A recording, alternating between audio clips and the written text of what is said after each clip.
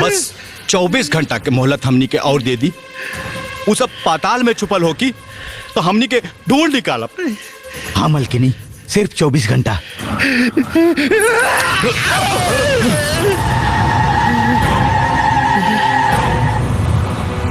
ठीक बा, ठीक बा।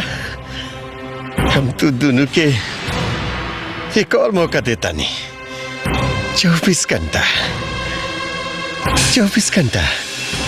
अगर 25 घंटा भइल ना तब तो दोनों के लाश ज्वाला के कदम में मिली। जा जा जाके 24 घंटा का इस्तेमाल कर पता लगावा कि दोनों तोता मैना कहाँ जाकर के सट्टम सट्टा खेल रहा बा। जा, जा!